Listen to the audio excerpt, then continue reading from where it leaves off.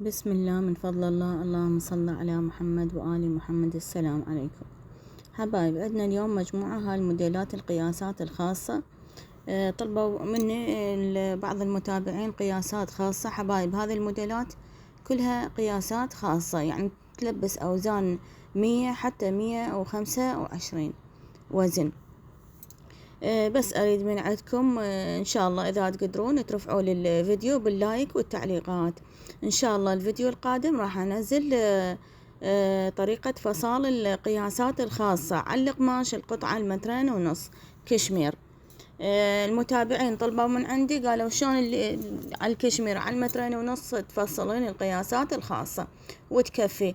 حبايب إن شاء الله الفيديو القادم راح أنزله طريقة شلون تفصلون القياسات الخاصة على قماش الكشمير القياس 2.5 متر. هذا عندنا الموديل الأول. لاحظوا عرض البدن حبايب، عرض البدن 3 أشبار وفتر. فصلت بهذا الموديل لقماش 2.5 متر كشمير. طبعا تعرفون الكشمير من ينغسل يطفر، وهذه القياسات هذا تلبس أوزان أكثر حتى من 100. اشتغلت بهذه الطريقة. هذه التغليفة لاحظوا من الأمام والخلف تغليفة كاملة. هذا الموديل بعد ما عرفته على الملكانة، قصة التفاحة الصدر اشتغلت. هذا لاحظوا عرض البدن حبايب. طبعا الملكانة قلت لكم كلش ناعمة عندي، والقياسات هاي قياسات خاصة تلبس أوزان أكثر من 100، 125 وحتى أكثر.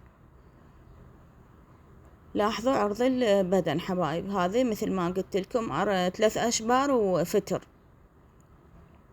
الردن لاحظوا حفرة الردن حبايب. هي الردن مو تكبروها تخلوها نازلة، لا، الحفرة تعمقون بها وتطلعون عدل على البرة، لا تخلون الردن نازلة حتى بالفصلات يعني القياسات العادية، لأن راح تجردكم البدن ترفعه، يعني يصير مو مريح باللبس.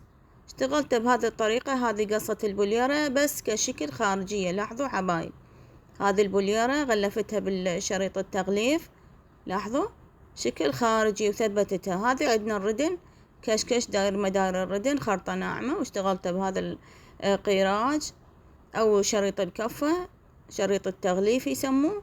هذه النتيجة. عندنا هذا الموديل الثاني.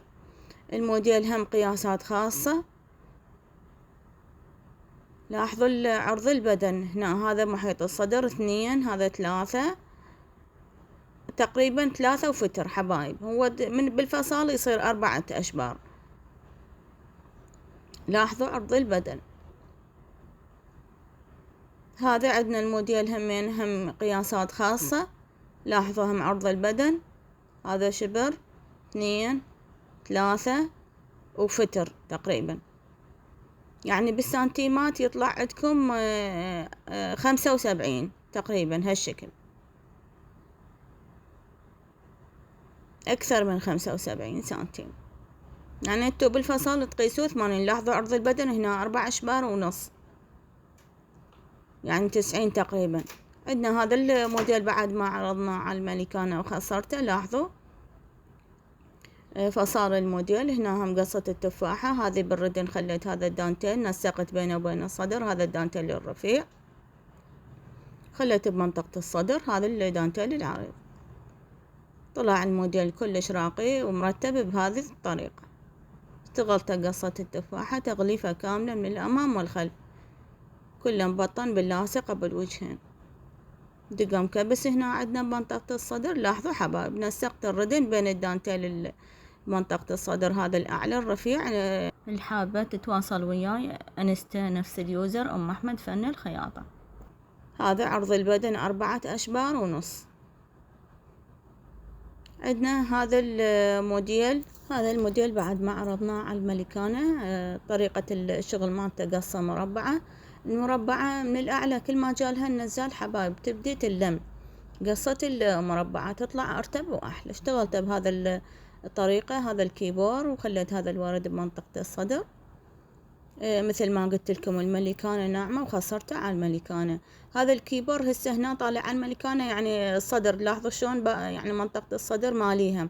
بس بالنسبة للقياسات الخاصة كلش قاعد على صدرها حبايب. يعني هذا هو، لاحظوا التغليفة كاملة من الأمام والخلف ومنطقة الكتف، ما عنده خياط ظاهري، ومن كله مبطن باللاصق أبو الوجهين.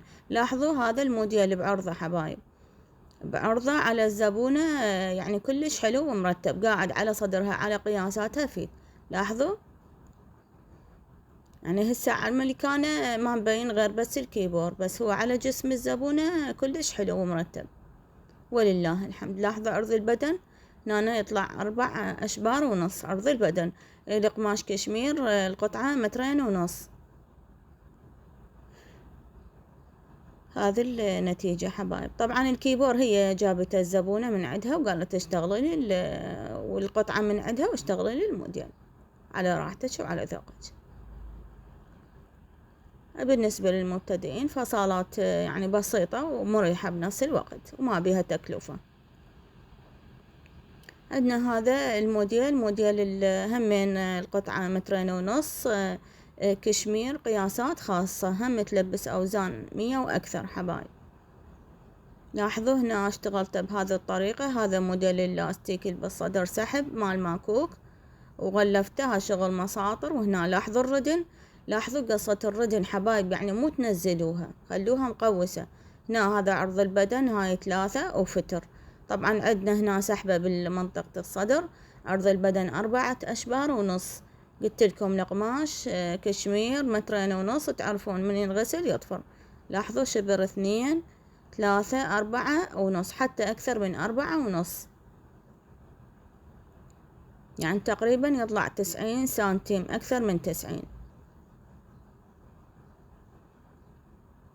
اشتغلت بهذا الطريقة، فصال كلش مريح ومرتب. إن شاء الله أنزل حبايب اللي طلبتوا من عندي طريقة الفصال هذا الموديل وخياطته بالفيديو القادم أنزله، وبنفس الوقت أنزل لكم شرح شلون تفصلون القياسات الخاصة على 2.5 متر. لاحظوا عرض البدن حبايب، لاحظوا شقد عرض البدن فرق عن الملكان. هذا القياس الملكان ناعم. وقصة الردن لاحظوا شلون مقوسة وطالعة على البرة، مو نازلة وتجر لي البدن. فصال كلش مريح وبنفس الوقت يلبس فري سايز. هذا الفصال يعني كل القياسات تقعد عليه. اشتغلت الردن بهذه الطريقة، ردن الفراشة تقريبا، بس مو حل يعني. قلت لكم لأن القماش 2.5 متر والكشمير يطفر بالغسل، والقياس قياسات خاصة. لا تنسونا باللايك، تعليقاتكم الحلوة حبايب. رفعوا الفيديو حتى تعمل فائدة إن شاء الله لأكبر عدد ممكن، ومن الله التوفيق للجميع. ولهنا ينتهي الفيديو، مع ألف سلامة، بأمان الله وحفظ.